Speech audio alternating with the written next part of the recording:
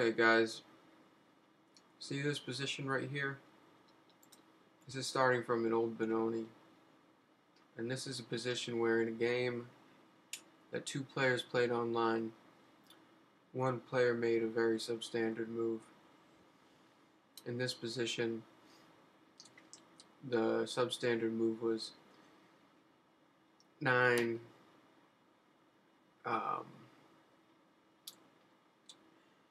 was 8 bishop b5, and this wasn't good because we can just play a6, and the best move is actually just bringing the bishop back to e2. This came from an old Benoni. In the old Benoni we have more central pawns in these types of lines. Let me show you. Here we are. There's bishop b5. You see, let's just zoom in on this one position. Afterwards, we'll include it at the end of the analysis. I'm doing it this way to highlight the strategic trumps. The old Benoni, we have pawn edge in the center, which is good, and our pieces have more mobility. This is a really good position to get when you're going second, and that means when you're black, see that shit going on, and man, it's just so good. You love it. You love getting this position. Alright, so here's when they play bishop b5, and a6 is the best move. And then we really get our pawn chain going. But here's the old Benoni now. So we're changing the color of this a little bit. And what it is now is that we're playing c5, so we're trying to get central pawns for the opening, so then we can control the center, and that's a principle in chess that I can explain if you want. Leave a comment why controlling the center is better. So in this move order, they're trying to be cheeky, but we still get our central pawns. But now we're even more cheeky, because we play e5 here, and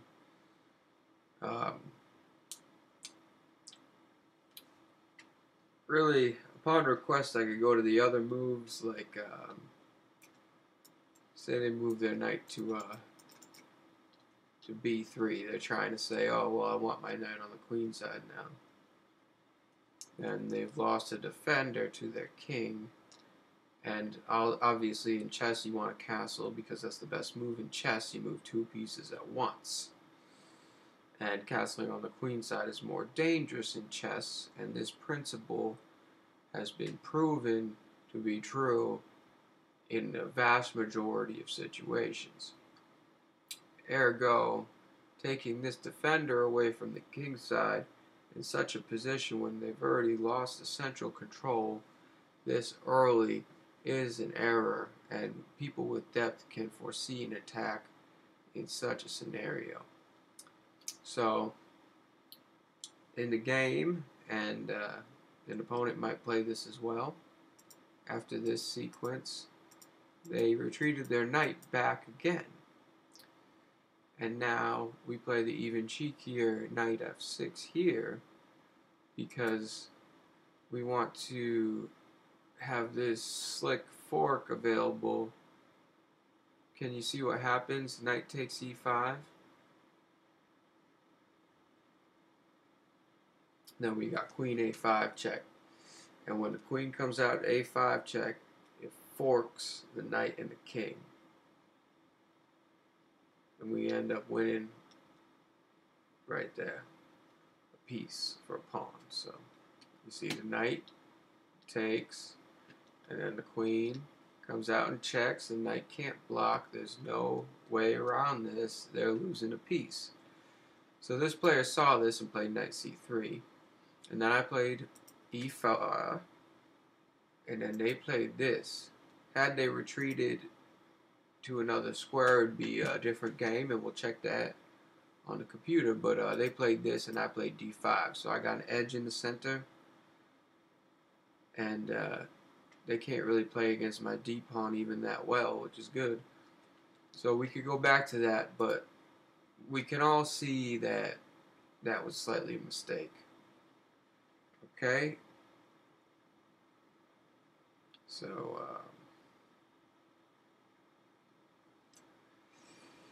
let's see. To be grounding this, we'll start at the ground at the beginning.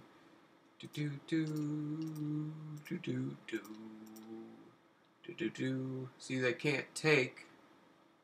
For those who wish to see, knight takes, and then queen a5, negative 2.38 advantage for black. See, they block with the knight, queen snaps pawn. There's no way around it. They block with the bishop, queen snaps. See, knight for a pawn. There's no trouble there. That's our game, and they can't block with their knight. Do you really think that they could block with their knight here? No. Doesn't go that far. So, to have that explained more, then this video is too advanced for you. So, okay. So we're here, and in the game, knight c3, e4, and we're going to the point where they played this move on move 6, which isn't the best move. They could have targeted the pawn like this, and then we play d5. And after that point, when we play d5, we got over half pawn advantage as black, and we got the central control, which is our power principle here. So that's good. 2 pawns in the center versus 1. That's what the old Benoni wants. We got a possible minority attack also in the late middle game, which gains an endgame advantage. Minority attack is when you chuck the pawns up the queen side when you're safe to do so, and you shatter their queen side pawns and then target them with the pieces and win the hanging pawns. Fix the hanging pawns and win them. And that's a minority attack when you chuck the queen side pawns. But this cannot be explained any further in this video. It's a little glimmer. For every game like this, it's a glimmer on the horizon that we might get an endgame advantage.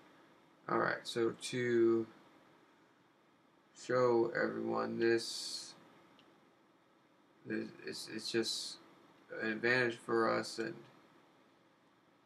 say they move their knight out, then just put your knight on its natural square, and you'll see the advantage getting lapped up by the computer, which is good. So now we go to that ending, which I said we're going to end this. They played bishop b5, which is an inferior move here, because after a6, their best move is just to move their bishop back to e2 anyway. So instead of bishop b5, they can just play bishop e2. And after bishop e2, then we play this, and they have to move the knight back, and then we double their pawns on the king side and put the bishop on the knight. So, yeah, just to show you again, knight c6 is the best move, giving them one more try before we play h6, and say they just do the standard developing move there.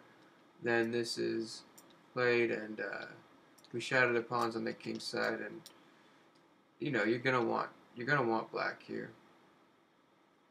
It's just this, and you can do this or c5.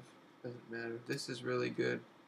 They can't take here because of this, and you swoop up the queen, and that's advanced. But see, that's what holds it together. So the other thing that we can show you real quick is so after we do the knight c6, then h4, and you know, black has over pawn advantage here just from the computer tactics and stuff. And I agree, you know, I wouldn't want white here. So it's all good, you know. There's a few moves, and you choose them. They're all over pawn advantage. What I prefer personally is just to get this pawn mobile, and then they move back, and then they're gonna look weird in the center because they're trying to grab squares, and it just looks like the king's gonna be caught in the center. So later in the game, they might get the f4 square with their knight, but you find a way to deal with that. It's not that big of a deal to deal with it. But the king's in the center, or is not finding a good position. The king's got nowhere to go. So we got a way better game here. Bishop b4 is pretty good, but I usually just like the classical thing here because they don't know if they post on f4, are we going to snap or not.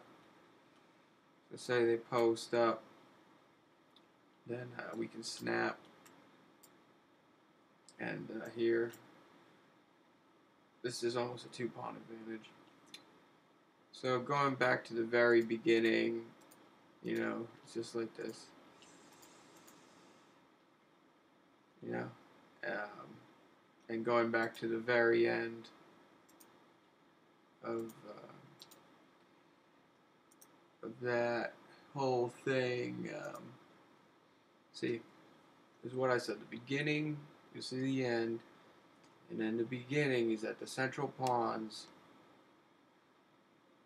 will be more valuable in the middle game. Throughout the middle game and the opening, it's better to have central pawns. So that's what I've been saying the whole time. And now you see at the end of this video